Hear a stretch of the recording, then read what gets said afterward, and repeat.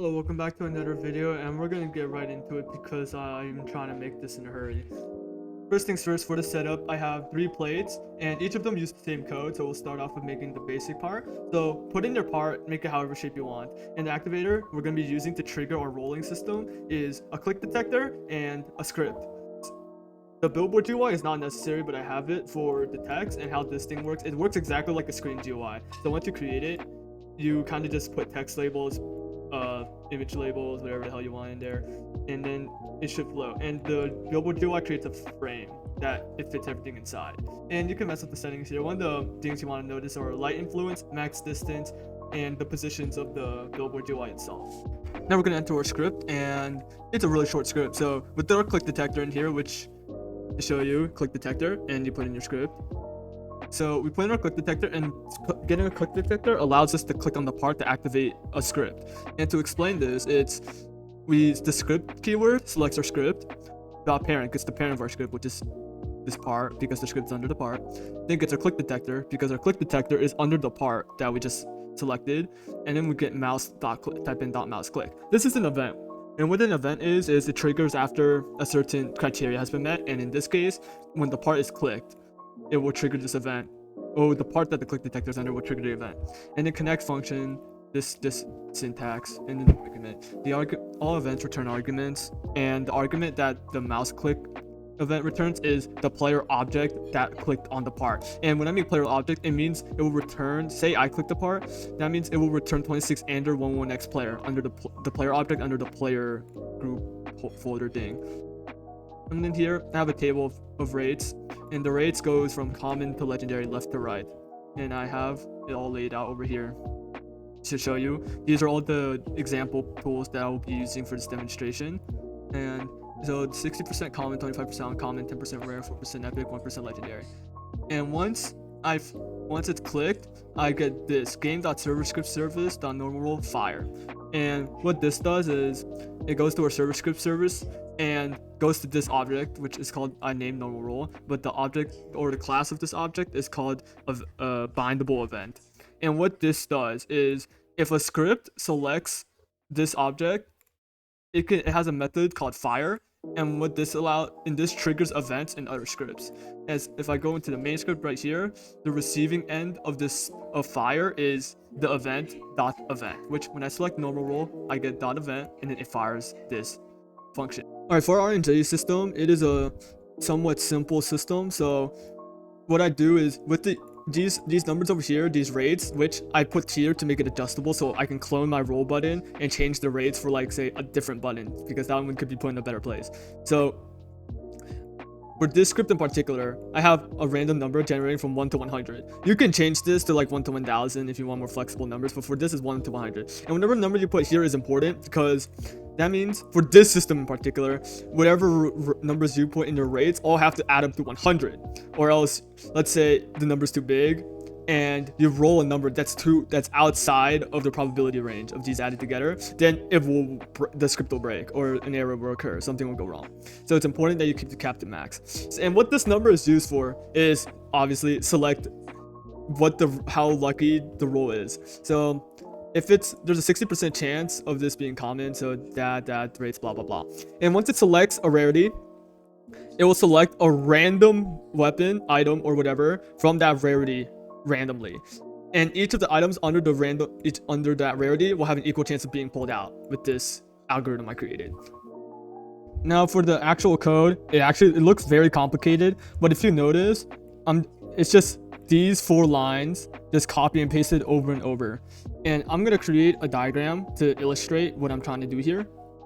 Alright, it's time for me to create our algorithm. So it's going to be a series of if statements, and it first starts off by generating a number from 0 to 100 with the number corresponding with what rarity that select. So if it's a number between 61 to 85, it will be green, and if it's a number between 86 and 95, it will be a rare for our normal roll rates. So the most easiest way to do it is just make 5 if statements and check for each interval, but I'm in a slightly more complicated way because it is a lot more flexible. You can change the numbers, it will adapt accordingly. So if you do change the intervals or change the rates, then it will recalculate a lot more easier. So first is we drop a number, and we won't change this number at all.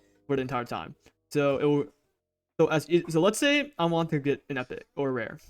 So since in this statement takes a true or false, we take is it true if it's common or is it not? And since it rolled a rare number, it will remove common and move. It will get these ranges and then shift it down.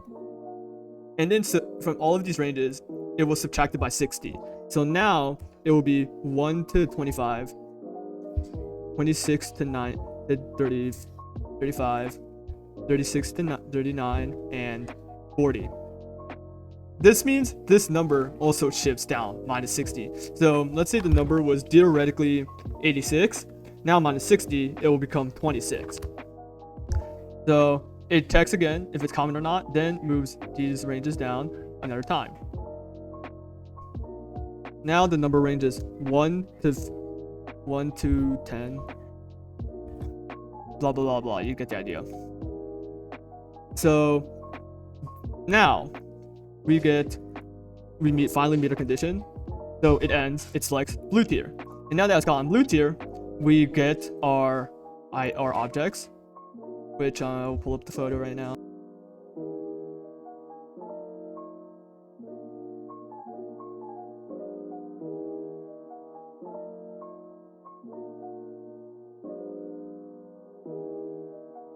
Now, I probably should have put this before, but we should probably make the rarity system. So this is not part of the game, I just have there for display.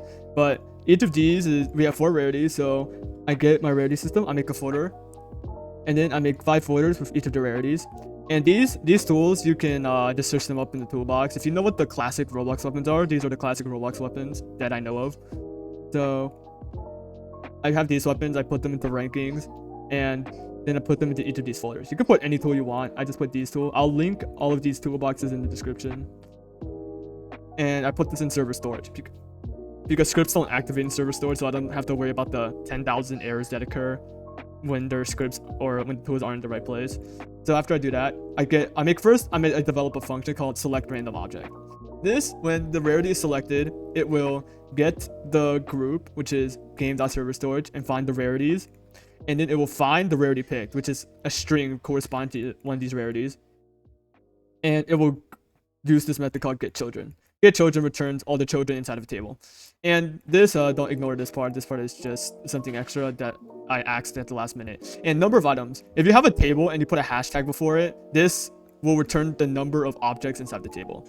In here, I make a clone of the object by doing group math.random one number of items. Since I got the number of items inside of a folder, say I get legendary, there's 2 items, it will get 2 from this statement, and then it will have math.random 1 to the amount of items in that folder, which I got here 3rd time, and then clone it, and then I print it out to make sure it's working, and then I return the selected object. That's the point of this function.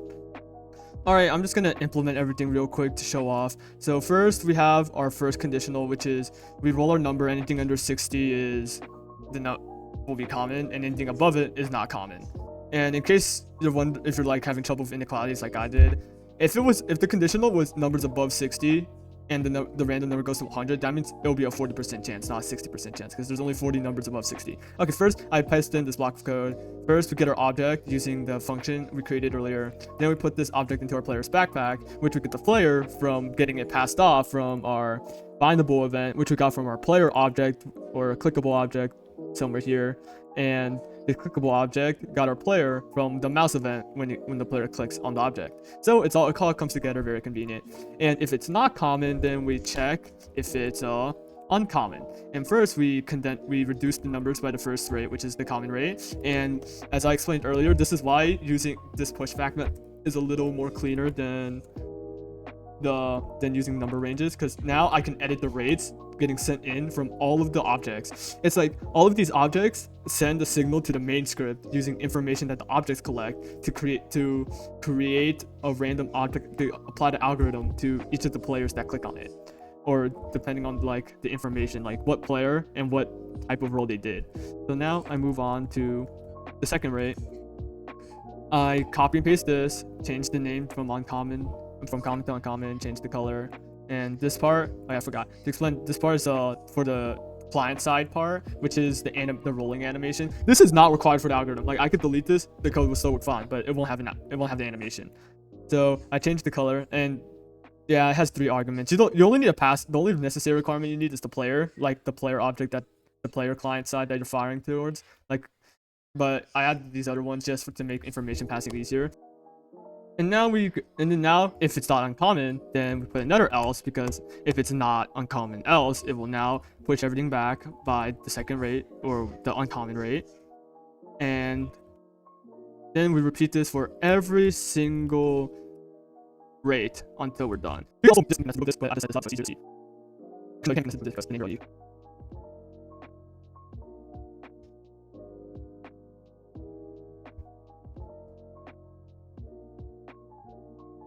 And of course, since the 5th conditional is the last condition, and by now it should have pushed back. If we do push back the rates by 4, that means the only condition left would be if it's less than 1.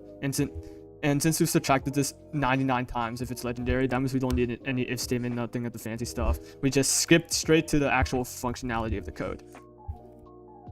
And now that's it. That's how you implement the algorithm. And now we move on to the separate system, to the animation guide system.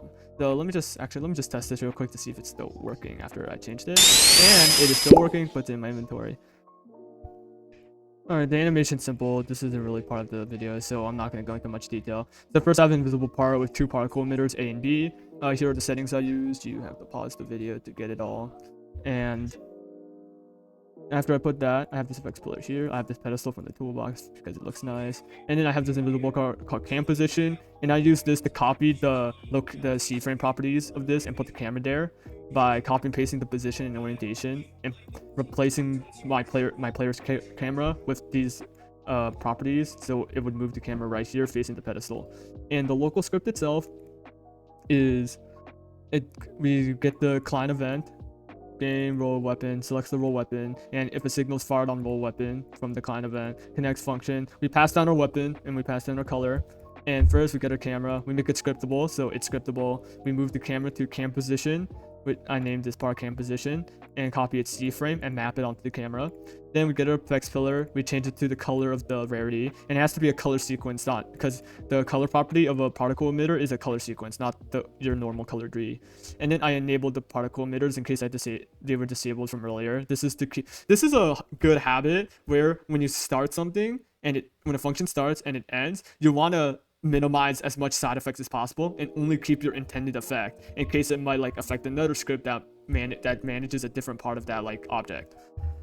So then I play my sound effects here. To play a sound effect, you select the sound object, which is script, parent, sound object, and then use the method play. And you can cut it off early if you wait a little bit and then stop it before it ends, and then it will stop. Now over here, model. This line right here, find first child. If you put true here, it turns if you put it true in the second condition, what this would do is it would do find first descendant. So under the local script, I have a copy of the rarity system, and what it would do is it would search all of these, and if you can't find it, then it will go into this one and then search all the children in the first children it searched, and then the next one, the next one until it finds the string or an object with the same name as the string we put into this function or method. And this is applied to all instances, so you can use find first child recursive here, it doesn't matter. It will find it. If not, then it'll return nothing, an error. So then we got OG parent. This is a variable to save the original parent. So say I select classic sword, then I stored the common folder in this variable, and it will be important later. Then I put the model into the workspace. Since this is inside the GUI, it's not visible to us. I put it into workspace. Then using pivot 2, I changed the C-frame to the effects pillar. I move it to the effects pillar's position, and then I preserve the rotation by getting model.get pivot, which is to get the C-frame rotation. And I multiply these because that's how C-frames work. Watch my C-frame video. And then I turn off the pillars, and then wait a second, and then resets everything. Puts camera type to custom, which will automatically reset your camera. Puts the model back into the original place that I took it from. And I forgot to put this, but it waits 1.5 seconds for the reveal, then waits 1.5 seconds after the reveal to reset everything. And that's it. That's the bonus part. Okay, bye-bye. I'm tired. I just want to upload a video.